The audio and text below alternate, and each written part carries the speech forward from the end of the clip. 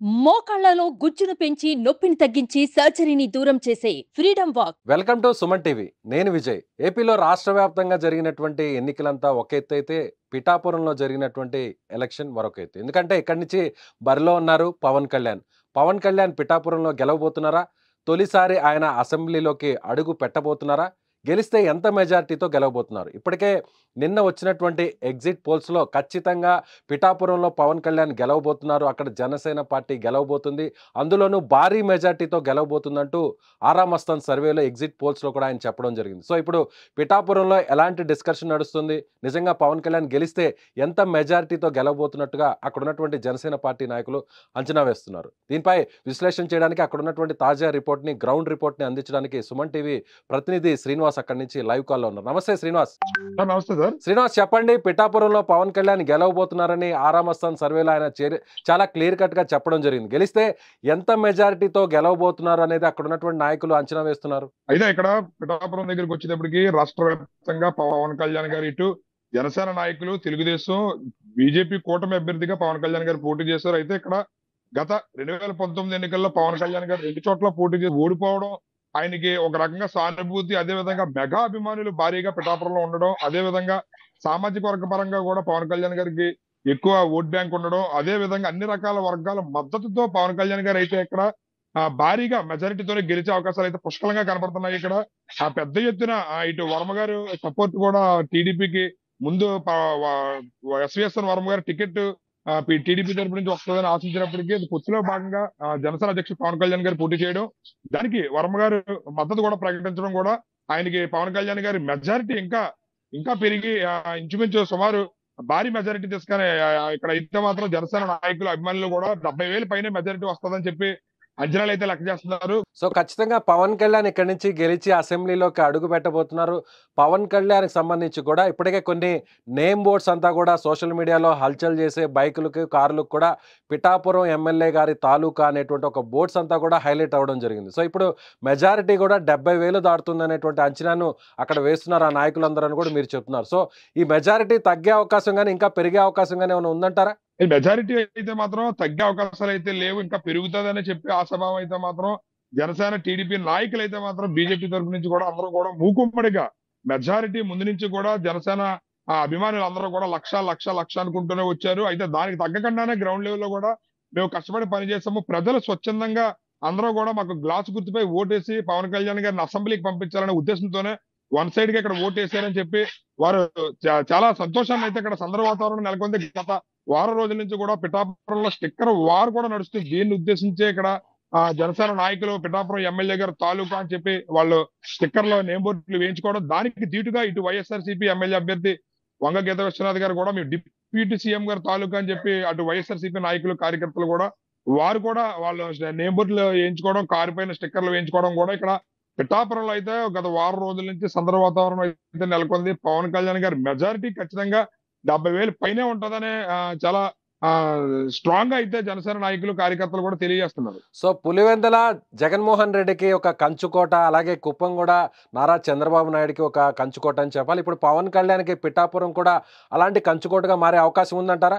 అంటే యాక్చువల్ గా చెప్పాలి అంటే కనుక పవన్ కళ్యాణ్ గారికి పిఠాపురం అనేది ఖచ్చితంగా జగన్మోహన్ రెడ్డి గారికి పులివెందుల, అదే విధంగా చంద్రబాబు నాయుడు గారికి కుప్పం ఎలాగో పవన్ కళ్యాణ్ గారికి కూడా రాబోయే రోజుల్లో ఆయన రాజకీయ జీవితంలో ఖచ్చితంగా పిఠాపురం అనేది వాళ్ళిద్దరికే కుప్పము, పులివెందులు ఎలాగైతే ఇదైందో పవన్ కళ్యాణ్ గారికి కూడా పిఠాపురం నియోజకవర్గం అనేది చరిత్రలో ఆయన రాజకీయ జీవితానికి ఎప్పుడు కూడా అది పిఠాపురం అనేది స్థిరస్థాయిగా నిలిచిపోతుందని చెప్పడంలో అయితే అతిశయోక్తి లేదని ఇక్కడ గ్రౌండ్ లెవెల్ అయితే అందరూ కూడా చాలా తమ సంతోషాన్ని వ్యక్తపరుస్తున్నారు.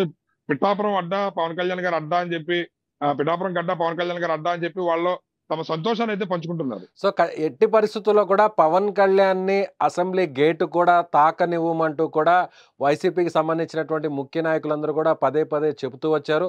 అయితే తెలుగుదేశం పార్టీకి సంబంధించినటువంటి నాయకుడిగా ఉన్నటువంటి వర్మ గారు ఇటీవల కొన్ని ఇంటర్వ్యూలో కూడా గేటు బద్దలు కొట్టుకొని పవన్ కళ్యాణ్ అసెంబ్లీలోకి అడుగు పెడతారంటూ కూడా ఆయన స్టేట్మెంట్స్ ఇస్తున్నారు. దీన్ని ఎలా చూడాలంటారు? పవన్ కళ్యాణ్కి వర్మ గారు ఇచ్చినటువంటి సపోర్ట్ వల్ల ఎంత మెజారిటీ వస్తుంది అనుకోవచ్చు మనం? అంటే యాక్చువల్ గా చెప్పాలంటే కనుక ఇక్కడ మెగా అభిమానులు లేదా జనసేన నాయకులు, కార్యకర్తలు ముందు నుంచి కూడా 2019లోనే పవన్ కళ్యాణ్ గారిని పిఠాపురం నుంచి పోటీ చేయమన్నాం మేము. ఆయన ఇక్కడ పోటీ చేయకుండా గాజువాక భీమవరం పోటీ చేశారు, అప్పుడే పోటీ చేస్తుంటే మీకు గెలిపించుకోవాలి వాళ్ళని చెప్పి 2019 పోటీ చేయలేనప్పుడే బాధపడ్డాం మేము. ఈసారి మేము ఖచ్చితంగా గెలిపించుకుంటామన్నారు. అయితే దానికి వర్మ గారి మద్దతు కూడా ఆయన మెజారిటీ పెరగడానికి, విజయ అవకాశాలు ఇంకా ఇంకా మరింత బలం చేకూరడానికి వర్మ గారి మద్దతు కూడా చాలా వరకు జనసేన పార్టీకి, పవన్ కళ్యాణ్ గారికి ఉపయోగపడిందని అది పవన్ కళ్యాణ్ గారు కూడా చాలా సందర్భాల్లో తెలియజేయడం అయితే జరిగింది. ఈ మధ్య కాలంలో గత వారం రోజుల నుంచి కూడా వర్మ గారు కూడా భారీ మెజారిటీతో పవన్ కళ్యాణ్ గారు గెలవబోతున్నారని చెప్పి ఆయన కూడా సంకేతాలు ఇవ్వడం కూడా జరిగింది. లక్ష మెజారిటీ అని ఇటు పవన్ కళ్యాణ్ శ్రీనివాస్, లక్ష మెజారిటీ అని మొదటి నుంచి కూడా జనసేన పార్టీ చెబుతోంది. నిజంగా ఆ స్థాయి వరకు వెళ్లే పరిస్థితి ఏమైనా కనిపిస్తుందా గ్రౌండ్ లెవెల్లో? అలాంటి రియాలిటీ సిచ్యువేషన్ ఏమైనా ఉందంటారా? అంటే యాక్చువల్ గా ఇక్కడ వంగ గీతా విశ్వనాథ్ గారికి కూడా మంచి పేరు ప్రతిష్టలు ఉన్నాయి. ఆయన సిట్టింగ్ ఎంపీగా, కాకినాడ సిట్టింగ్ ఎంపీగా ఉన్నప్పటికీ గతంలో 2009 ఎన్నికల్లో ప్రజారాజ్యం పార్టీ తరపు నుంచి ఎమ్మెల్యేగా గెలిచినప్పటి నుంచి కూడా ప్రజారాజ్యం ఎమ్మెల్యేగా గెలిచినప్పటి నుంచి పిఠాపురం ప్రజలతో మంచి సత్సంబంధాలు మెయింటైన్ చేయడం, మెయిన్ ఆవిడకి బలమైన క్యాడర్, మెయిన్ ముందు నుంచి కూడా ప్రతి ఒక్కరితోనూ కూడా పబ్లిక్ రిలేషన్ మెయింటైన్ చేయడంలో వంకా గీత గారు దిట్ట.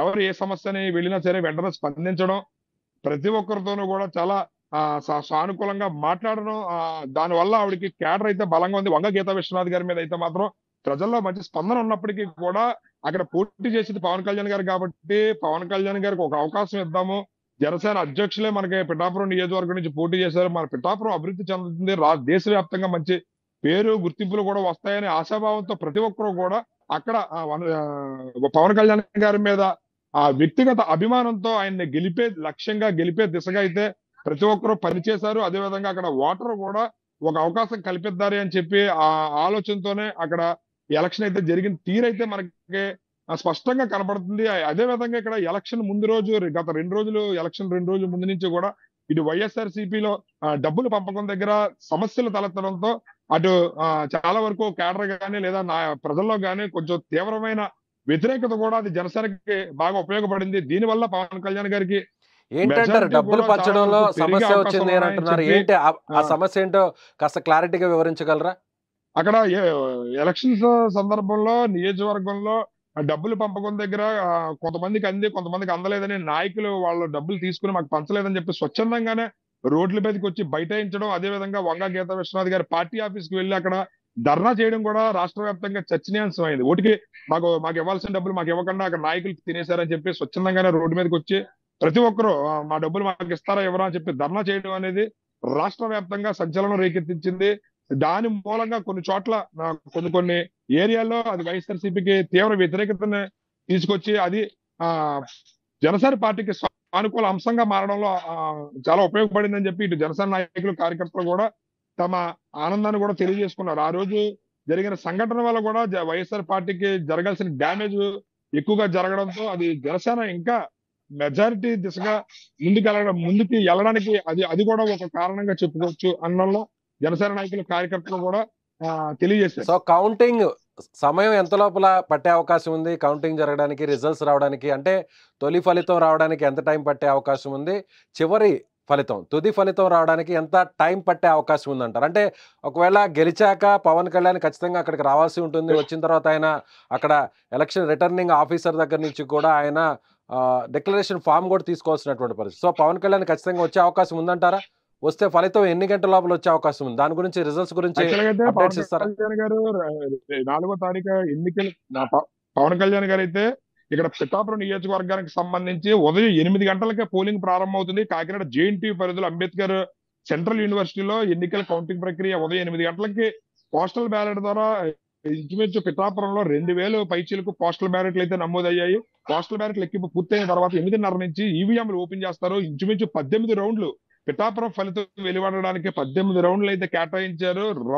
అరగంటకు రౌండ్ చొప్పున ఫలితాలు అయితే వెలువడే అవకాశాలు ఉన్నాయని చెప్పి తెలియజేశారు. 24 టేబుల్స్ అయితే జేఎన్టీయూ అంబేద్కర్ సెంట్రల్ యూనివర్సిటీలో 24 కౌంటింగ్ టేబుల్స్ ఏర్పాటు చేశారు. దానికి సుమారు 55 మంది సిబ్బందిని కూడా పిఠాపురం నియోజకవర్గ కౌంటింగ్ లెక్కల ప్రక్రియకి కేటాయించడం అయితే జరిగింది.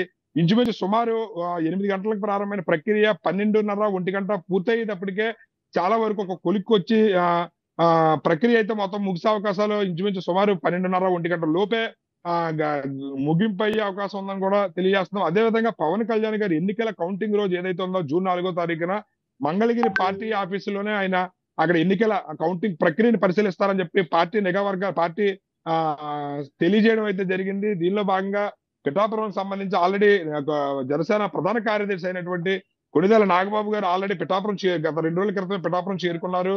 జనసేన నాయకులు, కార్యకర్తలు, టీడీపీ కేడర్ తో కూడా ఆయన సంప్రదింపులు చేసుకుని ఏజెంట్లు సంబంధించి మీటింగులు కూడా పెట్టుకోవడం అయితే జరుగుతుంది.